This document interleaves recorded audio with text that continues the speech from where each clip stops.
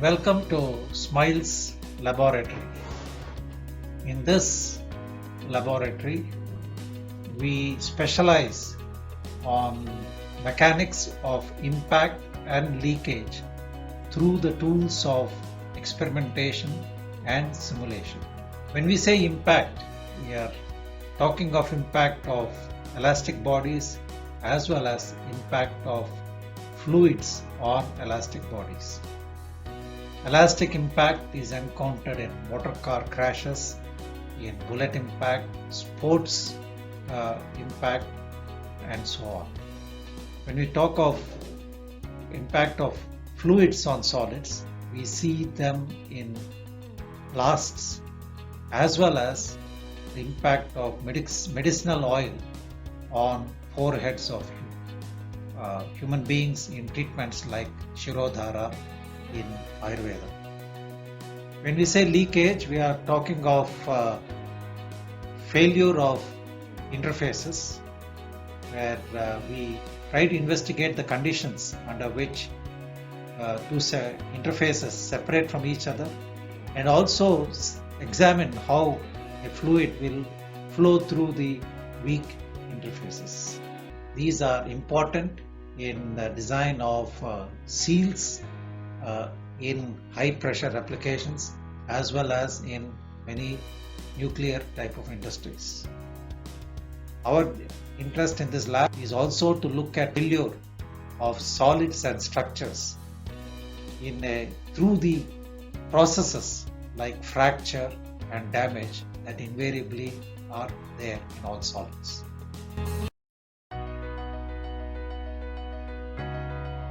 Shirodhara is a classical and well-established Ayurvedic brain relaxation therapy. It is used for treating mental stress, depression, anxiety, insomnia, etc. The word Shirodhara is the union of two words. Shira means head and Dhara means flow of medicinal fluid. The mechanism involved here is the flow impact generated on the forehead of the subject due to free fall of a stream of medicinal fluid at a controlled temperature for a prescribed time duration of 30 to 60 minutes. The design of experiment is as follows, where 17 healthy student volunteers in the age group of 25 to 30 years were considered. The medicinal oil used was Shirabala oil as recommended by a doctor. The liquid was heated to around 37 to 43 degrees Celsius. The work plan for single day is as shown, where before Shirodhara treatment, brain signals are collected through EEG headset as shown in the figure. Then a volunteer undergoes Shirodhara treatment. Again, post-treatment EEG signals are collected. Here in this video, we can see a subject undergoing a Shirodhara treatment under the supervision of professional Ayurvedic therapist.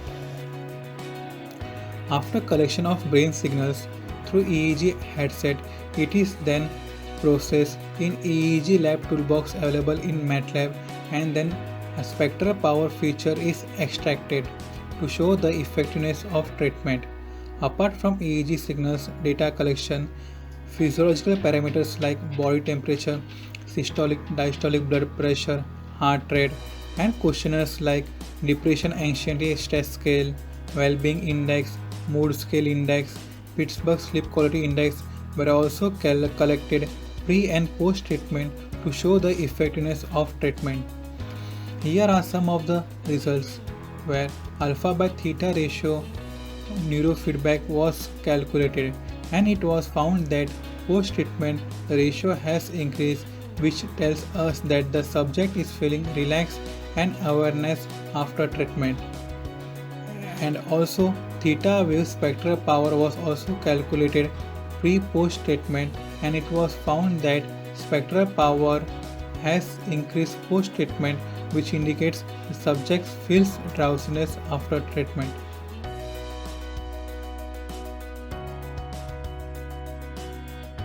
Ceramic materials are used in engineering applications such as electrical, thermal, and armor systems.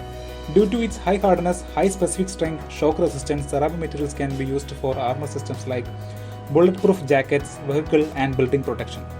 Examples of ceramic materials used in such applications are silicon carbide, boron carbide, aluminum nitride, etc.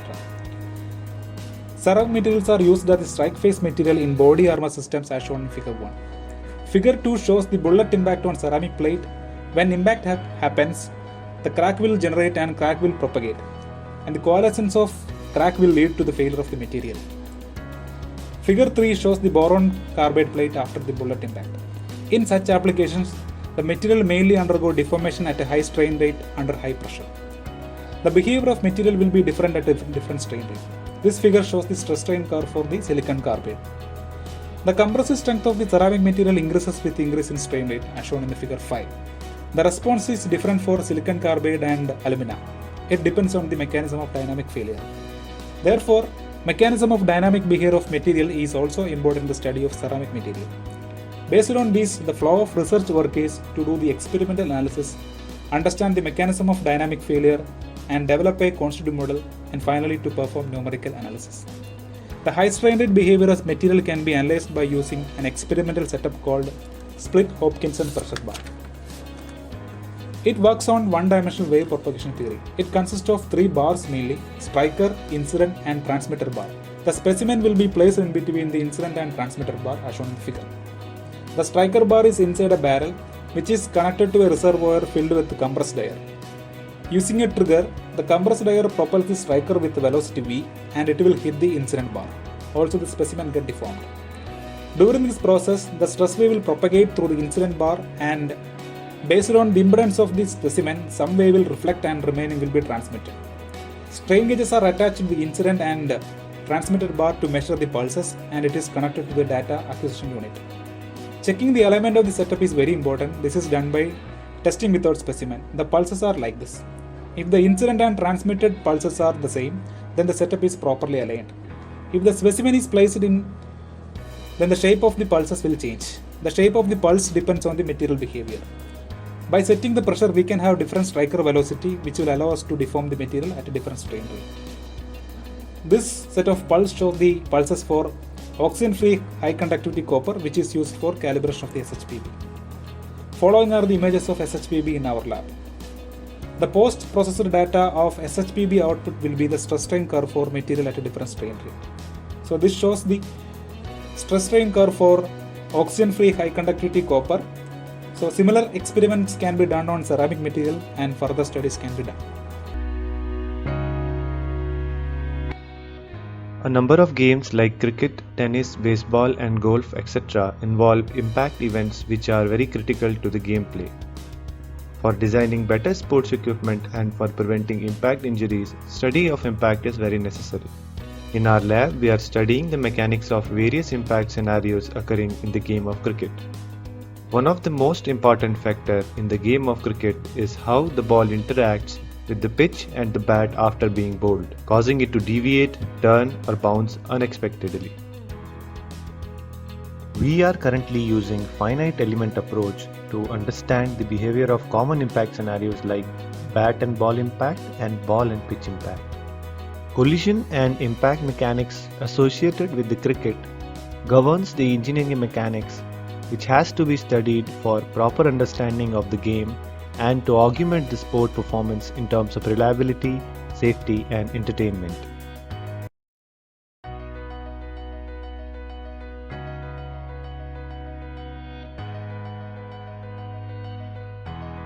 Many metals show increase in yield stress with applied strain rate of 10 power 2 per second and above. Some metals like pure aluminium show increase in yield stress even starting from strain rate of the order of 10 power minus 2 per second. There have been several attempts to investigate rate-dependent strengthening mechanism of metals at length and time scales associated with mechanical experiments, at length and time scales associated with deformation of crystal structures of metals, as well as at atomistic levels. Here at our SMILES lab, we investigate the micromechanics of dislocation motion and thereby understand the physics of the problem observed in experimental levels, especially the strength enhancement mechanism in metals under high strain rate deformations.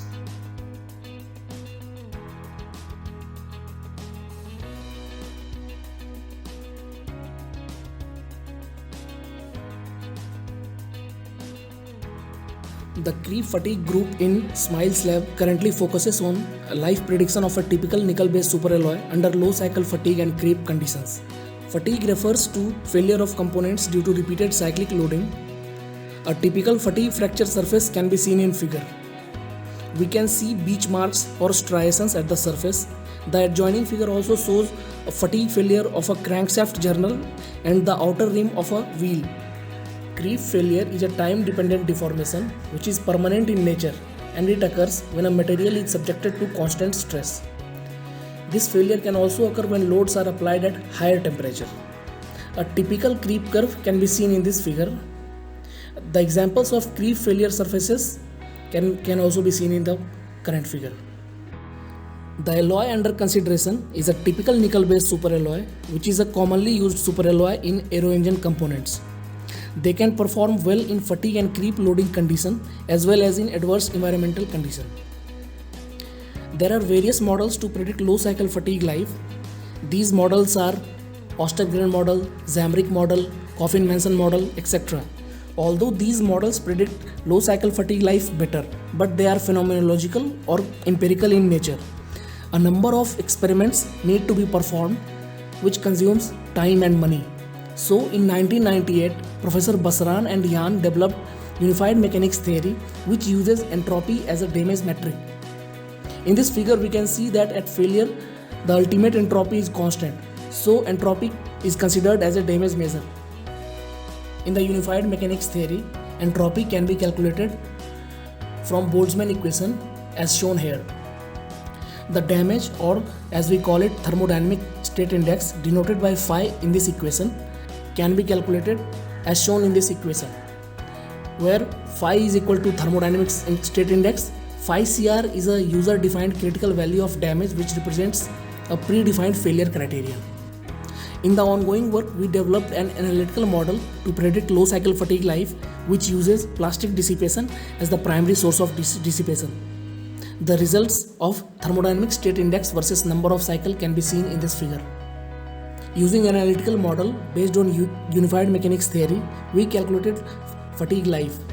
This matches well at low strain amplitude, and at high strain amplitude there is a slight deviation, as we can see in this figure. This is because the boundary or the geometrical effects are not considered in the analytical prediction. Also, the loop prediction can be done at any strain amplitude and any number of cycle, which can be seen in this figure. Similarly, UMT is also being used to predict creep failure in nickel-based superalloys. Preliminary failure predictions obtained for DZ125 nickel-based superalloy show a small deviation from the corresponding experimental values. Below figures show the comparison of experimental and analytical results. Further investigation to model dissipation due to dominant creep mechanism are now being carried out.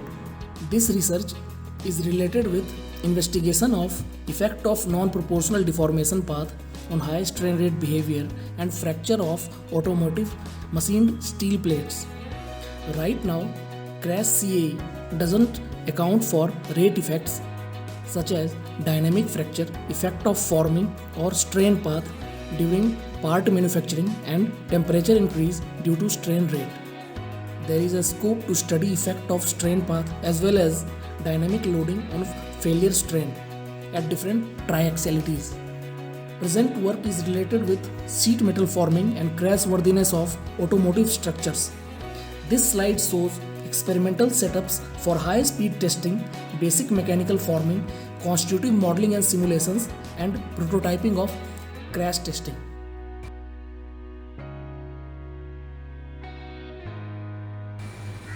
O-rings are torus in shape and made up of elastomer. O-rings avoid leakage from one compartment to other compartment. As you can see in the figure 2, the fluid is locked to move from bottom compartment to top compartment. O-rings, depending upon their application, can be divided into two kinds. One is static O-ring seals, where operating conditions are static, there will be no relative motion between the parts, and dynamic seals, where there is a relative motion between the mating parts. Here is a typical sealing mechanism, where an O-ring cross section with top and bottom die is shown. Whenever O-ring is compressed from the top and bottom die, contact pressure is generated, and the gas pressure applied by the fluid or gas in turn increases the contact pressure, sealing the compartment, and that's how sealing is obtained. But whenever contact pressure decreases over time, sealing breaks and leakage takes place. In order to understand this, we are trying to experiment O-rings at different contact pressures. For this experimentation, we are using materials of HNBR, NBR and FKM with dimensions of 60 mm inner diameter and 20 mm cross section. These are the manufactured parts, top part and the bottom part. The top part consists of ports and the bottom part has a O-ring groove. Next slide consists of the experimental setup, which consists of a nitrogen gas cylinder. The gas is sent to the O-ring fixture, which is inside the compression machine for varying compression percentage, and the leaked gas goes to the measuring cylinder, and the camera is present for calculating and measuring the leak rate. The leak rate measurement setup has 3 inverted cylinders. Each 3 cylinders have a red blob, which are floaters which float with the water column level at that moment, and the blue colored labels are for references. Depending upon the leak rate, the shutoff valves are manually switched on and off. If a higher leak rate is there, then the cylinder with a maximum diameter is used to measure the leak rate. If a gas leaks from the fixture, it pushes the water column and the red blob moves in the bottom, and with the rate of its movement is captured by the camera and leak rate is calculated. So this is the typical result, where for an NBR O-ring, leakage initiation pressure increases with compression percentage. Markings were done on the bottom fixture. A 3-camera setup is placed for capturing all the 360° of the fixture. There is a video feed of all the 3 cameras over the leakage experiment duration, and you can see from where the leakage starts and how it varies with increasing pressure over the circumference. It starts from the camera 1 and then camera 2 and camera 3. These are the leak rate plots which are obtained from NBR O-ring for different gas pressures and compression percentage.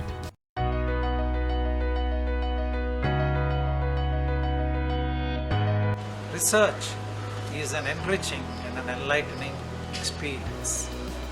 It involves several factors. It involves, number 1, identifying gaps of knowledge that exist within your chosen field of investigation. Number 2, it involves focused attention and focused thinking for a period of times in order to develop a hypothesis that may solve a post problem. Number 3, it involves a testing of this hypothesis using tools of experimentation and logical thinking, which some people call as mathematics. Finally, it involves precise articulation of one's results. An articulation that is sharpened by tools of debate with other peers in your own field. Research is not merely an ego-boosting trip where one tries to prove that one is second to none at a particular time in a particular field. It is an enlightening experience where we discover ourselves and the wonderful laws of nature and a relationship between ourselves and this beautiful universe which some people call as God. A research experience will help us to keep smiling and carry these smiles all through our life.